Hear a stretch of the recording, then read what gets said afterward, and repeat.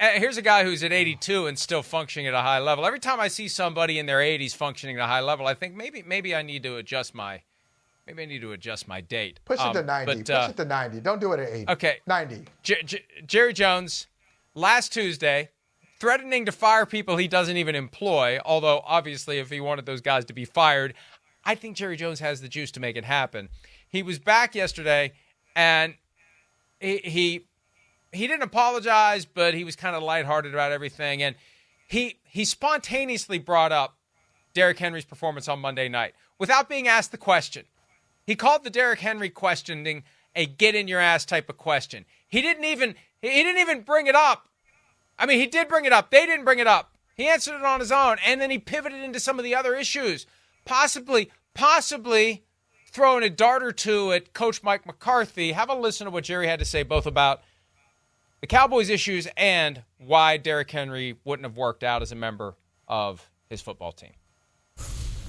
In my mind, we're not playing very good football right now at all.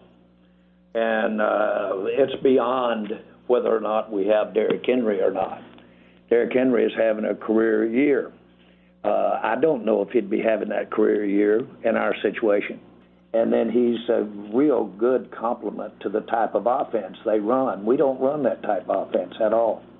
Our situation is more about, frankly, it's more about holding your blocks. It's more about not making mistakes. It's more about, in my mind, the receivers running through a tough man-to-man coverage and running on through it. The types of things that we all think we should be looking at is, well, we're designing bad plays or we're designing bad concepts. The facts are that there's some of that, but there's also some of execution. There's some of the talent. Derrick Henry didn't fit because, principally, of managing the cap.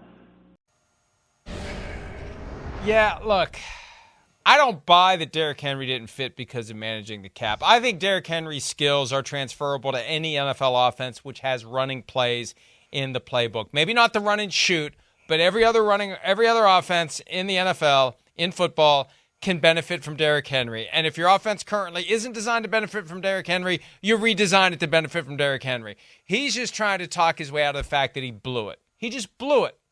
And he's pointing to all these other things that they have going on, including play calls and play designs. And, you know, that's on your coach. It's clear that Mike McCarthy is not going to survive this. The only question is, does he make it at the end of the year? And I think he will, just because Jerry's too cheap to pay him to not work for them. But this Derrick Henry thing, it's not, he can say it all he wants. I'm not going to allow myself to be gaslighted or gaslit. I'm not sure what the proper past tense of that is, so I'll use both. I'm not going to let him do it to me. It's not about the cap. It's about he's cheap and he made a bad judgment as to what dollar-for-dollar value he would get from Derrick Henry.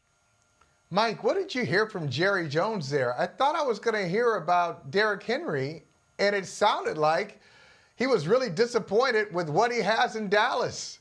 That was more about Mike McCarthy and their offense and the disappointment than it was about Derrick Henry, and he is trying his hardest to come up with some explanation for missing out on Henry, and none of it's plausible. It just doesn't make sense. Now, before, a few weeks ago, we said we couldn't afford Derrick Henry, which is a crazy thing to say in the NFL. Even with the cap, if you have a decent cap person, you can create space in the next 45 seconds. You can figure it out. You should be able to with a decent cap department.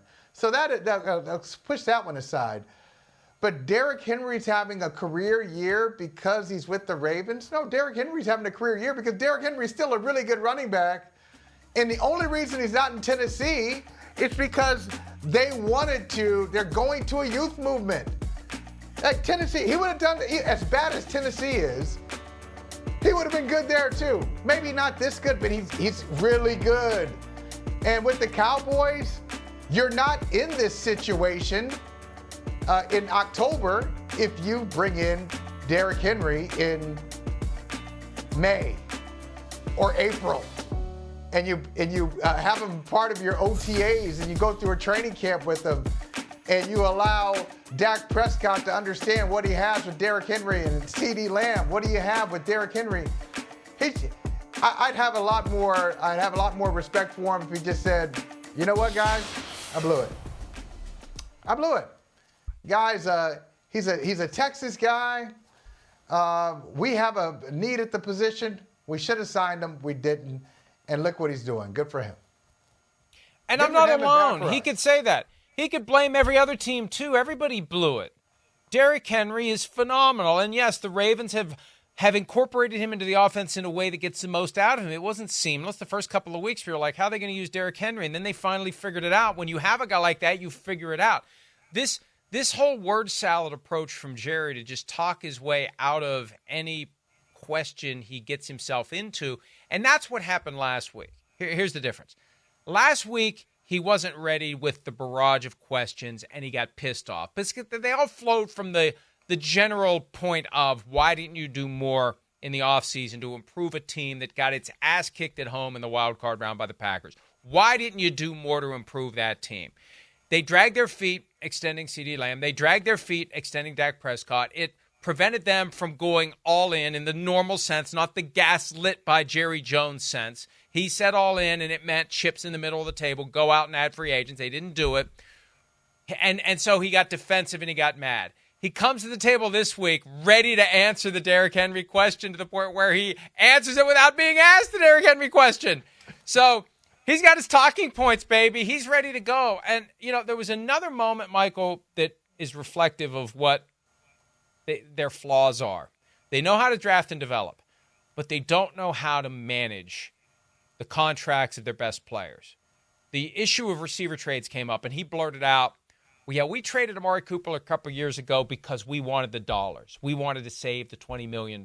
So we got a draft pick, and we saved the $20 million. Well, they were going to cut him without a trade. They were just shedding that $20 million because they misread his remaining talent, and they misread the receiver market. Because after they decided we aren't paying this guy $20 million, what happens? Devontae Adams gets traded and signs a deal that stretches the rubber band. Tyreek Hill gets traded and signs a deal that stretches the rubber band. All of a sudden, $20 million looks like a pretty good deal.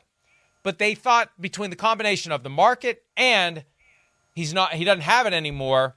He goes to Cleveland. He has a couple of 1,000-yard plus seasons with Deshaun Watson playing only 6 games each year. So they blew it. They misread what he had left in the tank, and they misread the market. And that's just one example.